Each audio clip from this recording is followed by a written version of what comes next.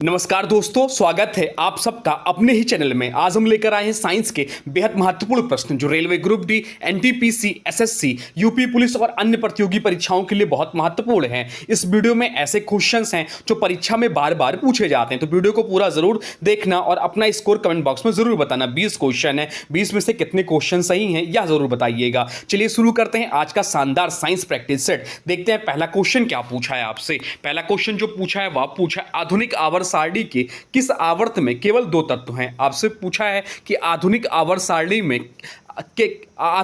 सारणी के किस आवर्त में केवल 2 तत्व हैं, बताइए राइट आंसर क्या होगा। राइट आंसर आप लोग मेरे साथ कमेंट बॉक्स में लिखा करिए, वीडियो को पॉज करिए, राइट आंसर कमेंट बॉक्स में लिख दीजिए, बताइए क्या होगा। तो राइट आंसर जो हो जाएगा वो हो जाएगा ऑप्शन ए, पहले आवर्त में। ऑप्शन ए इस प्रश्न का राइट आंसर हो जाएगा। आधुनिक आवर्त सारणी के प्रथम आवर्त में केवल 2 तत्व होते हैं। कौन कौन से? तो हाइड्रोजन और हीलियम है।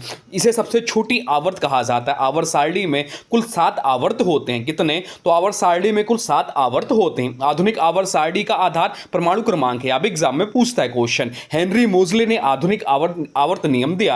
अब चलते हैं अगले प्रश्न की ओर, देखते हैं अगला प्रश्न क्या पूछा है आपसे। अगला प्रश्न जो पूछा है वह पूछा है पायरोमीटर का उपयोग किसे मापने के लिए किया जाता है। आपसे पूछा है कि पायरोमीटर का उपयोग किसे मापने के लिए किया जाता है, बताइए राइट आंसर क्या हो जाएगा। राइट आंसर कमेंट बॉक्स में लिख दीजिए। तो राइट आंसर जो हो जाएगा वो हो जाएगा ऑप्शन डी, उच्च तापमान। ऑप्शन डी इस प्रश्न का राइट आंसर हो जाएगा। उच्च तापमान मापने के लिए पायरोमीटर का उपयोग बहुत अधिक तापमान मापने के लिए किया जाता है। इसका उपयोग भट्टियों एवं औद्योगिक संयंत्रों में होता है या बिना संपर्क के तापमान माप सकता है।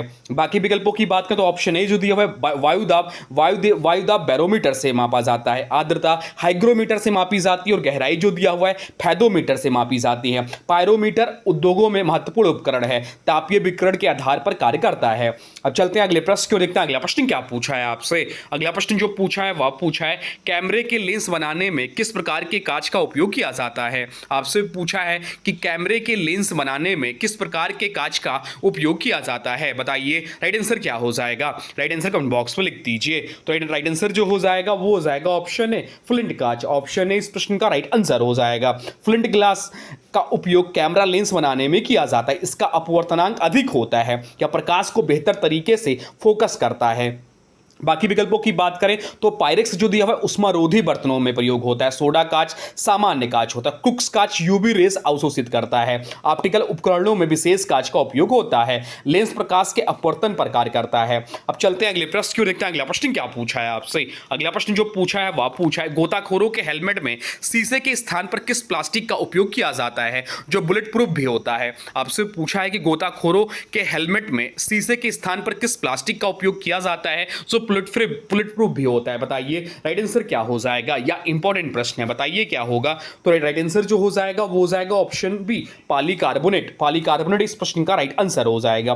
पॉलीकार्बोनेट मजबूत एक पारदर्शी प्लास्टिक है। इसका उपयोग बुलेट प्रूफ ग्लास एवं ड्राइवर हेलमेट में किया जाता है। यह हल्का और अत्यधिक टिकाऊ होता है। बाकी विकल्पों की बात करें तो बैकेलाइट विद्युत उपकरणों में उपयोग होता है। टैपलान नॉन स्टिक बर्तनों में उपयोग होता है। नायलॉन कृत्रिम रेशा है।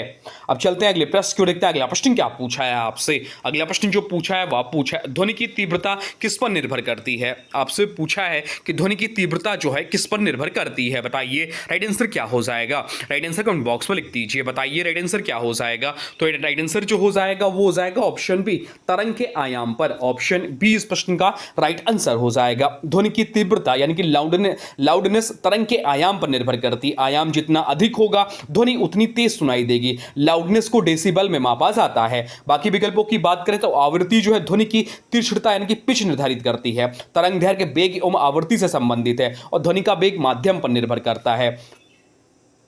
मानव कान लगभग 20 हर्ट्ज से 20,000 हर्ट्ज तक सुन सकता है। अब चलते हैं अगले प्रश्न को, देखते हैं अगला प्रश्न क्या पूछा है आपसे। अगला प्रश्न जो पूछा है वह पूछा है शुष्क सेल में कैथोड किसका बना होता है। आपसे पूछा कि ड्राई सेल में कैथोड जो होता है वह किसका बना होता है, बताइए राइट आंसर क्या हो जाएगा। राइट आंसर कमेंट बॉक्स में लिख दीजिए। तो राइट आंसर जो हो जाएगा वो हो जाएगा ऑप्शन बी, जस्ते का यानी कि जिंक का बना होता है।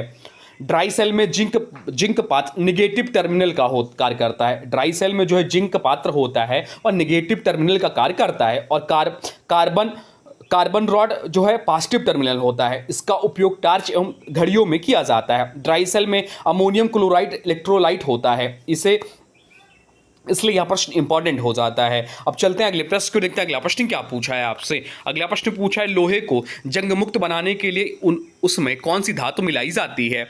इंपॉर्टेंट प्रश्न है, आप बताइए राइट आंसर क्या हो जाएगा। प्रश्न बहुत ज़्यादा पूछता है एग्जाम में, आपसे पूछा है कि लोहे को जंग मुक्त बनाने के लिए उसमें कौन सी धातु मिलाई जाती है, बताइए राइट आंसर क्या हो जाएगा। राइट आंसर हो जाएगा ऑप्शन डी, क्रोमियम इस प्रश्न का राइट आंसर हो जाएगा। लोहे में क्रोमियम मिलाकर स्टेनलेस स्टील बनाया जाता है। क्रोमियम जंग लगने से बचाता है। इसका उपयोग रसोई के बर्तन एवं मशीनों में होता है। स्टेनलेस स्टील में क्रोमियम लगभग 10 से 12% होता है। जंग लगना ऑक्सीडेशन प्रक्रिया है। अब चलते हैं अगले प्रश्न की ओर, देखते हैं अगला प्रश्न क्या पूछा है आपसे। अगला प्रश्न पूछा है पौधों में बौनापन को किसके उपचार से दूर किया जा सकता है। आपसे पूछा है कि पौधों में बौनापन जो है किसके उपचार से दूर किया जा सकता है, बताइए राइट आंसर क्या हो जाएगा। राइट आंसर कमेंट बॉक्स में लिख दीजिए, बताइए क्या होगा। तो राइट आंसर जो हो जाएगा वो हो जाएगा ऑप्शन बी, जिब्रेलिन इस प्रश्न का राइट आंसर हो जाएगा। जिब्रेलिन इस प्रश्न का राइट आंसर है। जिब्रेलिन पौधों की लंबाई बढ़ाने में सहायक हार्मोन है।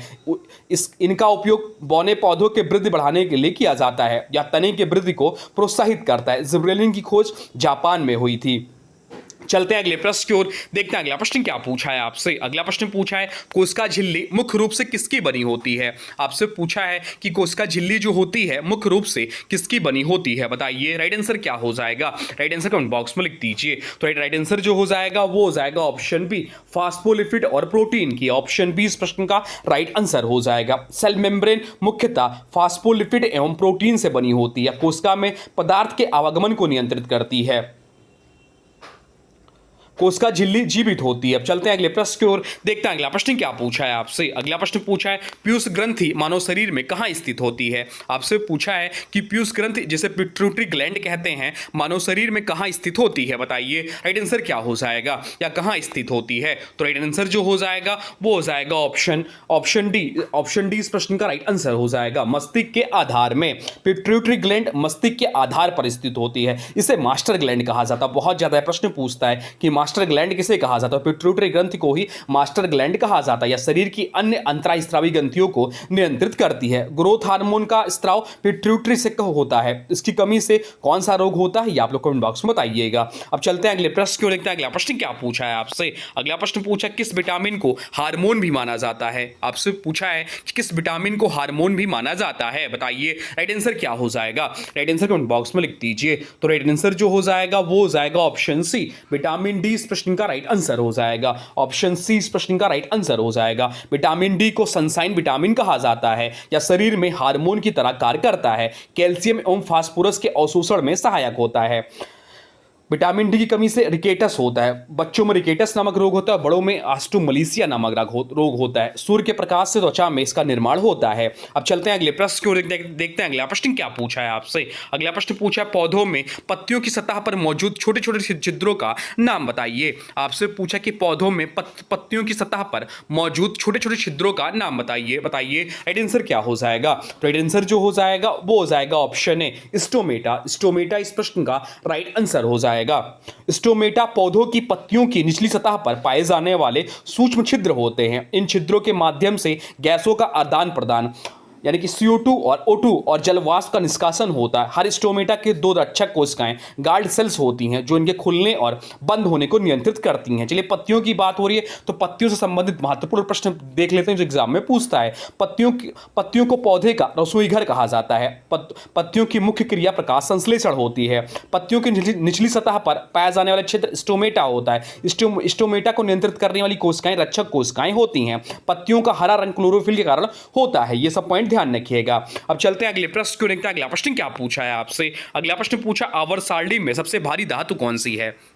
आपसे पूछा है कि आवर्त सारणी में सबसे भारी धातु कौन सी है, बताइए राइट आंसर क्या हो जाएगा। राइट आंसर जो हो जाएगा वो हो जाएगा ऑप्शन बी, ऑस्मियम इस प्रश्न का राइट आंसर हो जाएगा। ऑस्मियम सबसे अधिक घनत्व वाली धातु है।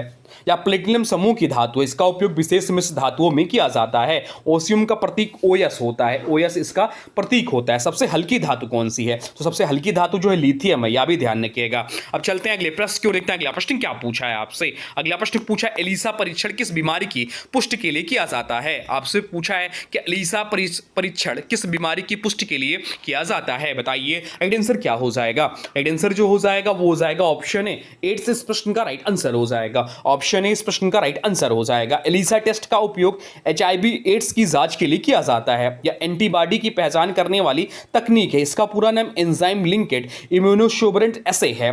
टाइफाइड की बात करें, जो ऑप्शन में दिया, टाइफाइड के लिए बिडाल टेस्ट किया जाता है। कैंसर के लिए तो बहुत सारे प्रशिक्षण होते हैं। HIV शरीर की प्रतिरक्षा प्रणाली को कमजोर करता है। एड्स का पूरा नाम क्या है? तो एड्स का पूरा नाम एग्जाम में पूछता है, एक्वायर्ड इम्यूनोडेफिशिएंसी सिंड्रोम इसका पूरा नाम है। चलते हैं अगले प्रश्न को, देखते हैं अगला प्रश्न क्या पूछा है आपसे। अगला प्रश्न पूछा है दाब बढ़ने पर बर्फ के गलनांक पर क्या प्रभाव पड़ता है? आपसे पूछा है दाब यानी कि प्रेशर बढ़ने पर बर्फ के गलनांक पर क्या प्रभाव पड़ता है, बताइए राइट आंसर क्या हो जाएगा। बढ़ेगा, घटेगा, अपवर्तित रहता है या पहले बढ़ता है फिर घटता है? तो राइट आंसर हो जाएगा ऑप्शन बी, घटता है। ऑप्शन बी इस प्रश्न का राइट आंसर हो जाएगा। क्या प्रश्न एग्जाम में पूछा गया है। बर्फ पर दाब बढ़ाने से उसका गलनांक कम हो जाता है, यही कारण है कि अधिक दबाव पर बर्फ जल्दी पिघलती है। आइस का आयतन जल से अधिक होता है, इसलिए यह विशेष व्यवहार दिखाती है। आइस स्टैकिंग इसी सिद्धांत पर आधारित है। समान पदार्थों में दाब बढ़ने पर गलनांक बढ़ता है। चलते हैं अगले प्रश्न क्यों, देखते हैं अगला प्रश्न क्या पूछा है आपसे। अगला प्रश्न पूछा अग्नाशय की किन कोशिकाओं से इंसुलिन का स्त्राव होता है?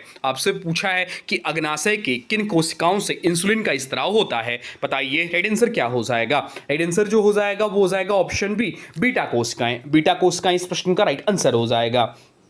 पेनक्रियाज की बीटा सेल्स इंसुलिन हार्मोन का स्त्राव करती है। इंसुलिन रक्त में शर्करा स्तर को नियंत्रित करता है। इसकी कमी से मधुमेह यानी कि डायबिटीज रोग होता है। अल्फा सेल्स जो ग्लूकागॉन स्त्रावित करती है। पेनक्रियाज मिश्रित ग्रंथि की मिक्स ग्लैंड है। इंसुलिन की खोज फ्रेडरिक बेंटिंग और चार्ल्स बेस्ट ने किया था।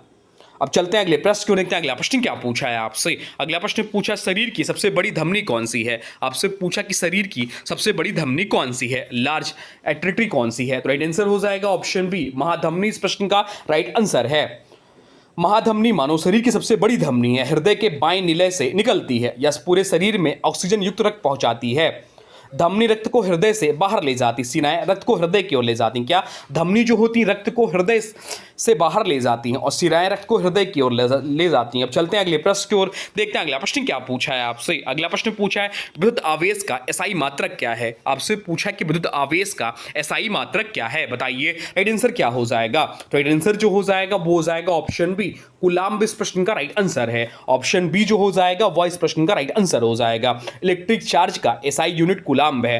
विद्युत आवेश का जो एसआई यूनिट है वह कूलाम्ब है। इसे सी से प्रतिशत करते हैं। एक कूलाम्ब बराबर 1 एम्पियर इंटू 1 सेकेंड होता है।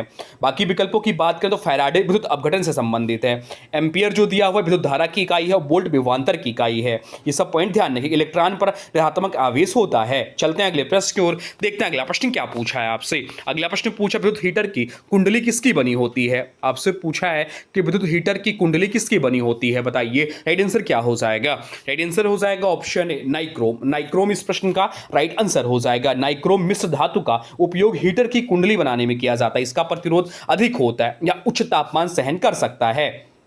नाइक्रोम जो होता है निकेल और क्रोमियम मिलकर नाइक्रोम बनाते हैं। विद्युत हीटर जूल के नियम प्रकार करता है। अब चलते हैं अगले प्रश्न की ओर, देखते हैं अगला प्रश्न क्या पूछा है आपसे। अगला प्रश्न पूछा आंसू गैस यानी कि टीयर गैस में कौन सा तत्व मुख्य घटक होता है? आपसे पूछा कि आंसू गैस यानी कि टीयर गैस में कौन सा तत्व जो है मुख्य घटक होता है। इंपॉर्टेंट मार्क कर लीजिए, इस प्रश्न को रट लीजिए, बताइए राइट आंसर क्या हो जाएगा। राइट आंसर कमेंट बॉक्स में लिख दीजिए। तो राइट आंसर जो हो जाएगा वो हो जाएगा ऑप्शन डी, क्लोरीन इस प्रश्न का राइट आंसर हो जाएगा। टीयर गैस में क्लोरीन युक्त यौगिक मुख्य रूप से पाए जाते हैं। इसका उपयोग भीड़ नियंत्रण के लिए किया जाता है या आंखों में जलन एवं आंसू उत्पन्न करती हैं। टीयर गैस का रासायनिक नाम CS गैस है। क्या CS गैस है। टीयर गैस का जो रासायनिक नाम है वो CS गैस है या अस्थायी प्रभाव उत्पन्न करती है। तो दोस्तों ये थे आज के महत्वपूर्ण साइंस क्वेश्चन। 20 क्वेश्चंस थे। आप लोग बताइए 20 में से कितने क्वेश्चंस हैं, उम्मीद कितने क्वेश्चंस बने हैं आपके, टोटल कितने क्वेश्चन सही हुए हैं। उम्मीद है आपका प्रैक्टिस शानदार रहा होगा। अब आज के वीडियो से प्रश्न है, इसका राइट आंसर आप लोग को कमेंट बॉक्स में बताना है। आज के वीडियो से प्रश्न है कि पायरोमीटर का उपयोग किसे मापने के लिए किया जाता है। आपसे पूछा है कि पायरोमीटर का उपयोग किसे मापने के लिए किया जाता है। इसका जो भी राइट आंसर होगा कमेंट बॉक्स में जरूर बताइए। जो भी कुछ जानते हैं कमेंट बॉक्स में लिख दीजिए। और हाँ देखिए, अगर वीडियो पसंद आया हो तो वीडियो को लाइक करें, दोस्तों के साथ शेयर करें और चैनल को सब्सक्राइब जरूर करें। तो चलिए मिलते हैं एक नए वीडियो में, तब तक के लिए जय हिंद, वंदे मातरम।